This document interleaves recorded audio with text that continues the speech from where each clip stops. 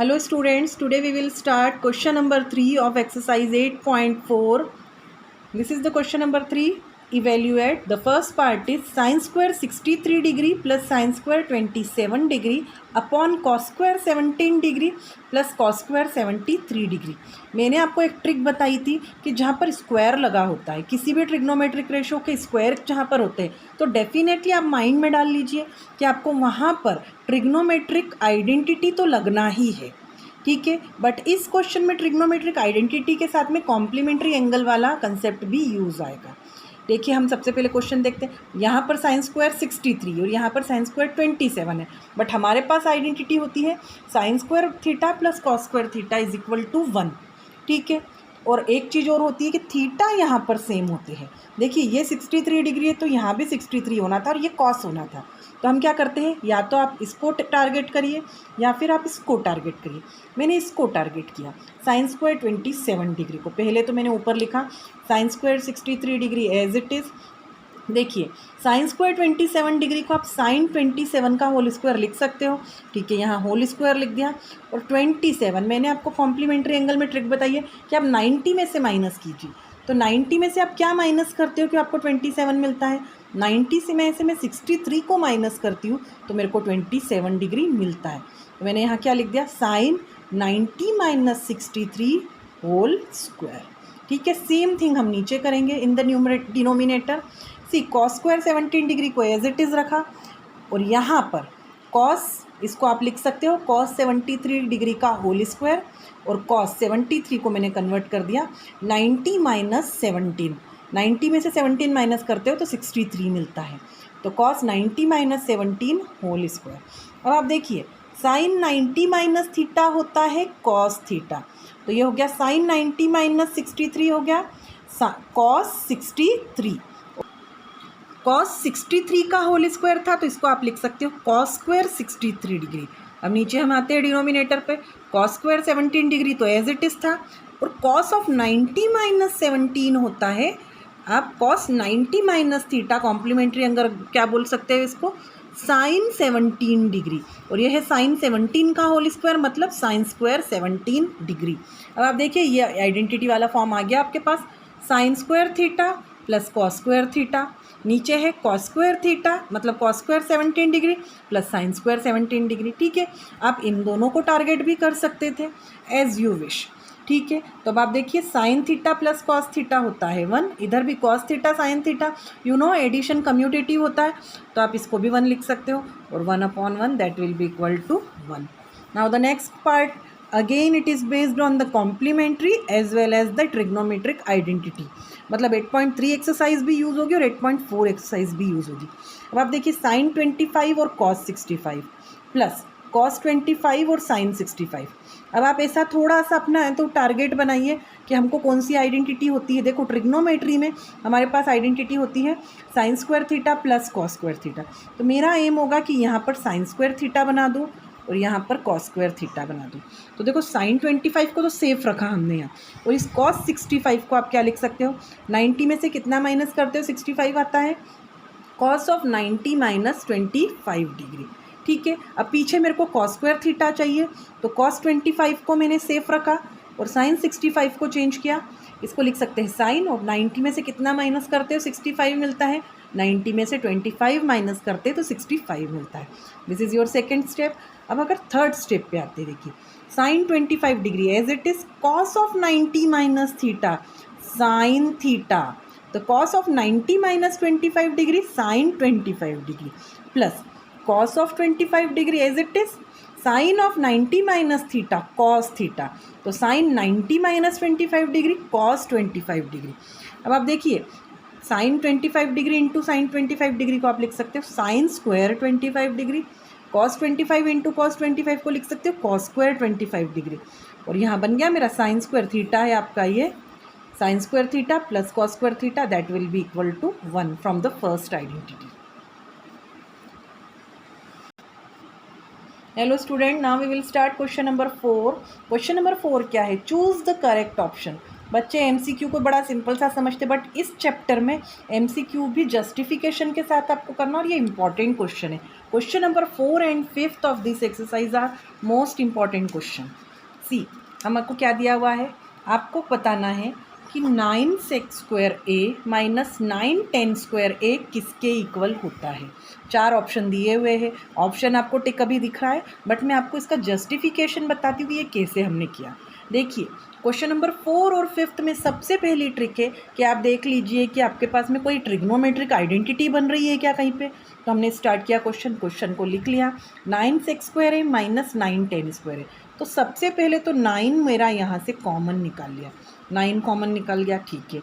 तो अंदर यहाँ क्या बचा, sec² माइनस tan²। अब मैंने चेक किया कि sec² माइनस tan² कोई सी ट्रिग्नोमेट्रिक आइडेंटिटी का फॉर्मेशन कर रहे हैं क्या। क्यों मैंने चेक किया, क्योंकि स्क्वायर लगा था। अगर स्क्वायर लगा है तो आप पहले ट्रिग्नोमेट्रिक आइडेंटिटी चेक कर लो कि कोई सी भी ट्रिग्नोमेट्रिक आइडेंटिटी लग रही है क्या। तो अब आप देखिए इधर इस साइड, यहाँ पर मैंने आपके लिए ट्रिग्नोमेट्रिक आइडेंटिटीज़ लिख रखी है। देखो, सेकेंड ट्रिग्नोमेट्रिक आइडेंटिटी होती है हमारी sec² minus tan² is equal to 1। तो बस डायरेक्ट हमने क्या किया, sec² माइनस tan² की जगह पे मैंने रख दिया 1।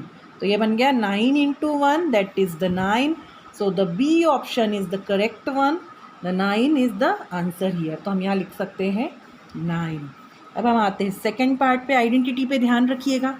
अब आप देखिए इस क्वेश्चन में यहाँ पर उन्होंने क्या दिया हुआ है, 1 + tan θ + sec θ in bracket, then 1 + cot θ minus cos sec θ in another bracket।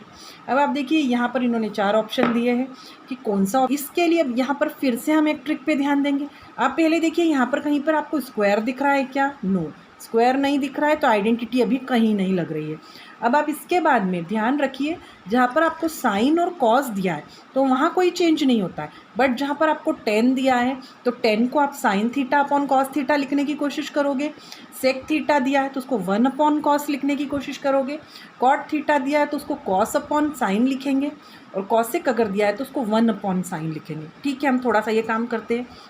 देखिए कल क्या लिखा हुआ है, 1 + tan θ + sec θ, और इधर है 1 + cot θ माइनस cosec θ। हमने लिख दिया, 10 को हम लिख सकते हैं साइन अपॉन कॉस, सेक को हम लिख सकते हैं 1 अपॉन कॉस, कॉट को हमने लिखा कॉस अपॉन साइन, और कॉसेक को हमने लिखा 1 अपॉन साइन, बाकी ब्रैकेट लगा दिए।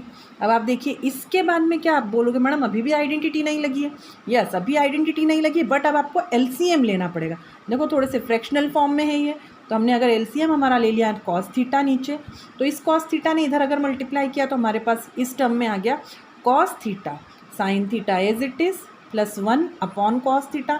यहाँ भी मैंने एलसीएम लिया तो एलसीएम आया साइन थीटा ने इधर मल्टीप्लाई किया एलसीएम वाले, तो ये हो गया sign theta plus cos theta minus 1 upon sine theta. अभी भी कोई आइडेंटिटी नहीं लगी है, तो एक ट्रिक और है कि आपको आपकी एल्जेब्रिक आइडेंटिटी भी यूज़ करना है। मैंने जब एक्सरसाइज स्टार्ट की थी तभी बोला था कि इस एक्सरसाइज में आपको algebraic identities as well as trigonometric identities साथ में यूज़ होगी। तब आप यहाँ पर देखिए, ये लिखा है cos theta plus sine theta, यहाँ लिखा sign theta plus cos theta. तो अगर मैं इसको ए मानूँ तो ये भी ए हो जाएगा, और इसको मैं अगर बी मानूँ और तो ये भी बी हो जाएगा। तो मतलब मेरे पास क्या फॉर्म है, ए plus b a minus B, ये फॉर्म है। और आप देखिए ए प्लस बी और ए माइनस बी को आप लिखते हो A square plus B square, sorry A square minus B square. ठीक है, तो मेरा ए क्या लिखा मैंने, cos theta plus sine theta. Addition commutative होती है तो यहाँ का कॉस आप आगे लिख सकते हो और साइन को पीछे लिख सकते हो। तो आपके पास आ गया cos theta plus sine theta का होल स्क्वायर, मतलब ए का स्क्वायर, ये ए आ गया पूरा। अब आप देखो 1 है इधर, तो मतलब आपने लिखा -1 का स्क्वायर। ओके, अब इसके बाद में देखिए यहाँ भी आपके पास में कोई आइडेंटिटी नहीं लगी है, तो आप देखिए ये आपको ऐसा दिख रहा है क्या, ए प्लस बी का, ये ए और प्लस ए प्लस बी नज़र आ रहा है आपको यहाँ पर। तो यहाँ पर हमारी नेक्स्ट आइडेंटिटी लगेगी ए प्लस बी का होल स्क्वायर, वो हम ओपन करेंगे। अब देखिए अगर हमने ए प्लस बी का होल स्क्वायर यहाँ ओपन किया तो आप देखिए आपके पास में ए क्या था, कॉस थीटा, बी आपके पास था साइन थीटा।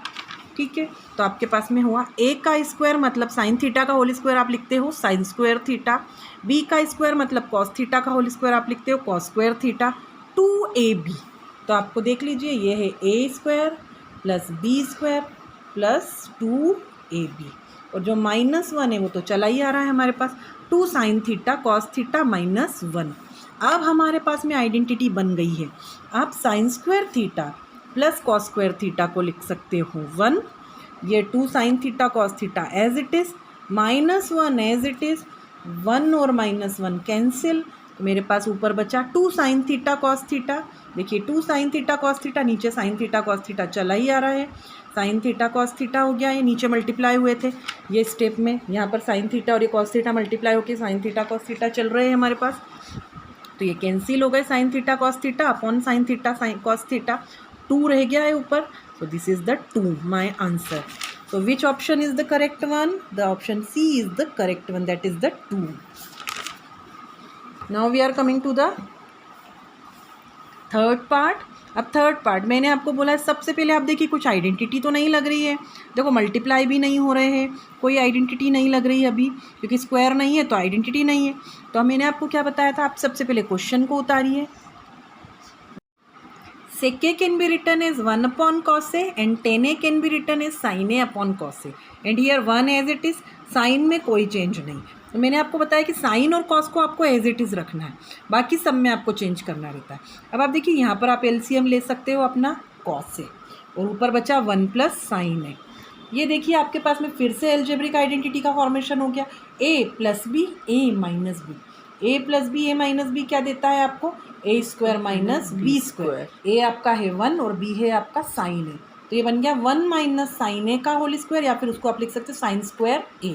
अब आप देखिए आपके पास में आइडेंटिटी है sine square theta plus cos square theta is equal to 1। इसको कन्वर्ट करना मैंने आपको बताया था कि आप अगर आपके पास इस साइन को उधर ले जाते हो तो 1 माइनस साइन स्क्वायर ए हो जाएगा, या फिर 1 माइनस साइन स्क्वायर थीटा हो जाता है, जो किसके इक्वल होता है, कॉस स्क्वायर ए के। तो ऊपर मेरे पास है कॉस स्क्वायर है, नीचे है कॉस है, यहाँ पर 2 कॉस थे वो कट, यहाँ के 2 में से 1 कट गया, और यहाँ का 1 कॉस कट गया, तो ऊपर बचा मेरे पास में कॉस है। तो which part is the correct one, R D part is the correct one here, that is the cos है। अब हम आते हैं हमारे फोर्थ पार्ट पे, 1 प्लस टेन स्क्वायर है और अपॉन 1 प्लस कॉट स्क्वायर है। मैंने आपको बताया जहाँ पर भी स्क्वायर लगा हुआ होगा वहाँ पर आप आइडेंटिटी चेक करेंगे। तो सबसे पहले हम हमारी आइडेंटिटी देखते हैं। अब देखिए 1 प्लस टेन स्क्वायर है, 1 प्लस टेन स्क्वायर है मतलब सेकेंड आइडेंटिटी लगा सकती हूँ। अगर इस 10 को उधर ले जाते हैं तो ये हो जाता है 1 प्लस टेन स्क्वायर थीटा किसके इक्वल होता है, सेक स्क्वायर थीटा के इक्वल होता है 1 plus ten square theta. Same अब आप यहाँ देखिए 1 प्लस कॉट स्क्वायर है, तो ये अब 1 प्लस कॉट स्क्वायर है के लिए हम हमारी थर्ड आइडेंटिटी देखते हैं। अगर ये माइनस कॉट उधर जाता है तो मेरे पास आ जाता है 1 प्लस कॉट स्क्वायर थीटा किसके बराबर होता है, कॉसेक स्क्वायर थीटा के बराबर।